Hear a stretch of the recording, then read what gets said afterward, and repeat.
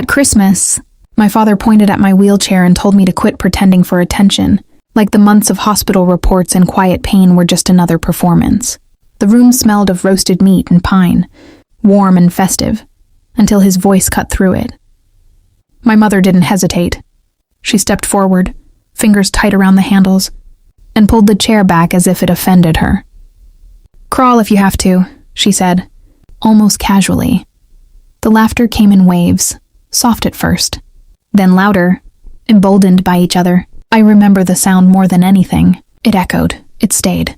My hands tightened on the edge of the table, knuckles pale, legs unmoving beneath me. I didn't argue. I didn't explain. I just reached for my phone, dialed one number I knew by heart, and waited. 5 minutes later, my father's phone rang, and everything changed. I wasn't always the quiet one in the corner, measuring words before I spoke. There was a time when my father introduced me with pride, when my mother adjusted my collar instead of pulling things away from me. That version of me feels distant now, like a photograph left too long in the sun. Its colors faded into something barely recognizable. The accident changed more than my body. A spinal injury, they called it. Clean. Clinical words that didn't capture the slow erosion that followed. Not just of movement, but of patience, of belief. At first, my parents played their roles well. Hospital visits. Careful voices, concerned looks. But attention has a shelf life in our family. Once the initial sympathy wore off, inconvenience took its place. My younger brother never had to earn his place. He was effortless, healthy, loud, always moving forward.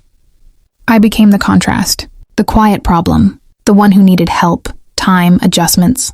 I noticed the shift in small moments, conversations that stopped when I entered, plans made without asking me, decisions spoken as if I wasn't there. They never said I was a burden outright. They didn't have to. By the time Christmas came, I had already learned my role in their story. I was the one they tolerated, until even that became too much. It didn't happen all at once. It never does.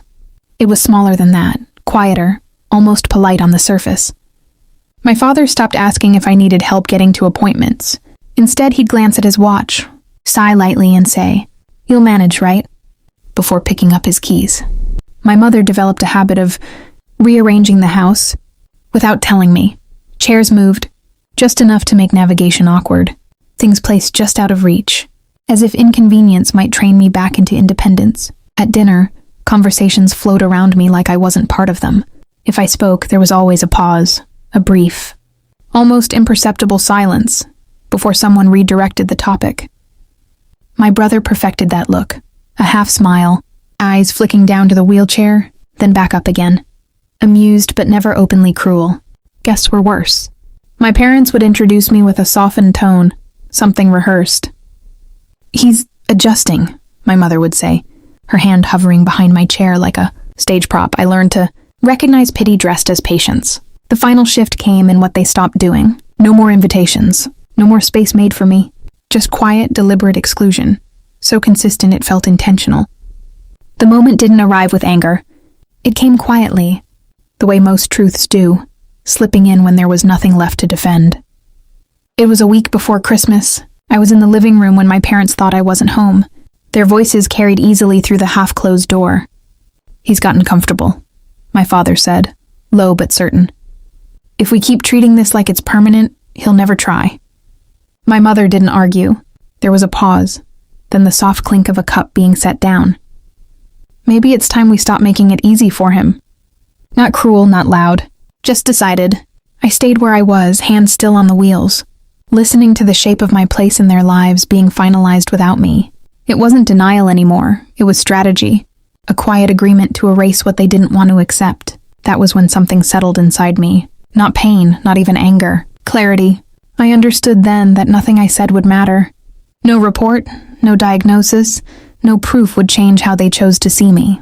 To them, I was a problem that could be corrected if ignored long enough. So I stopped trying to be understood. And for the first time since the accident, I started thinking ahead, carefully, deliberately. If they needed proof, I would give it to them. Just not the kind they expected. I didn't rush. Acting too quickly would have looked like emotion. And emotion was something they had already dismissed in me. The number I called that night belonged to someone who dealt in facts.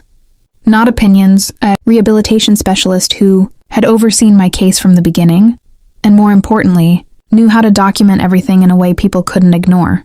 Within days, I requested a full functional evaluation, updated reports, and a formal statement outlining not just my condition, but the risk factors tied to neglect and forced strain. At the same time, I made quieter arrangements. A social worker reviewed my living situation under the pretense of routine follow-up.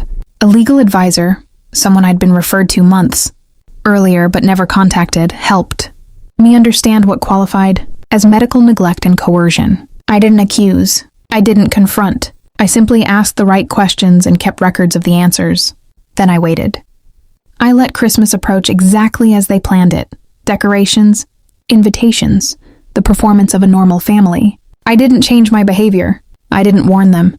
Because the most effective response isn't loud. It's timed. And when it arrives, it doesn't argue. It concludes. I made the call while they were still laughing. 5 minutes later, my father's phone rang.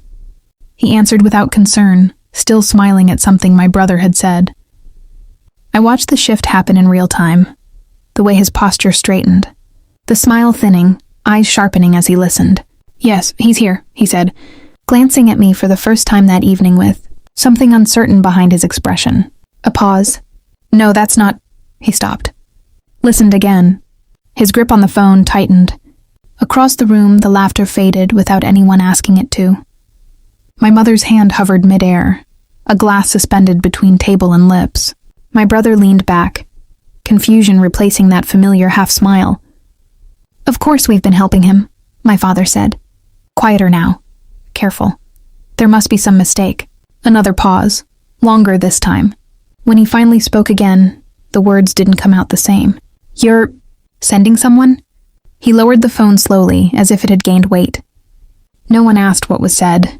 They didn't need to. The room had already changed. I didn't explain. I didn't look at them.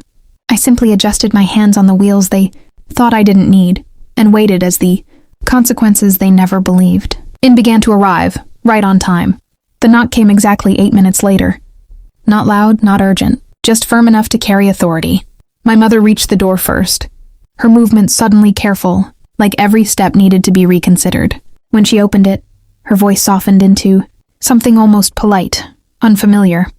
In this house, when it came to me, 2 officials stepped inside, measured and composed.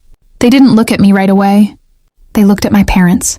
The questions were simple, direct, about care, support, living conditions. My father answered quickly at first, his tone controlled, but I could hear it, small fractures between his words.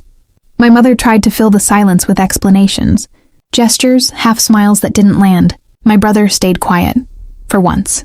And me, I just sat there exactly where they had left me. It wasn't dramatic. No accusations, no raised voices, just a shift in weight, in control. The same room that had reduced me to a joke now held something else. Accountability. For them, it was reputation. Appearances, the fragile image they'd spent years maintaining. For me, it was simpler. I mattered. Not because they believed it, but because, finally, it was documented, witnessed, undeniable. And maybe that's why it unsettled them the most. Because silence, when it's backed by truth, doesn't stay invisible forever. They didn't argue after that night. Not in the way I expected. There were no dramatic confrontations. No desperate attempts to rewrite what had already been seen. Just a careful distance. Softer voices. Measured steps around me. As if every word now carried weight they couldn't afford to misplace. My father stopped making statements. He started asking questions instead. Small, controlled ones that never quite reached apology. My mother avoided my eyes at first, then gradually began to meet them, but only for a second at a time, like she was still adjusting to what she saw there.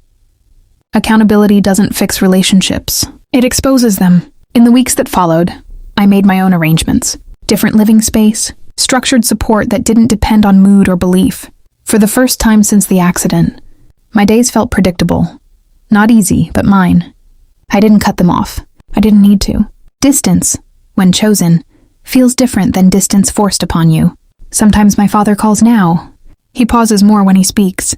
My mother listens more than she talks. It's not repair, not yet. But it's honest in a way it never was before.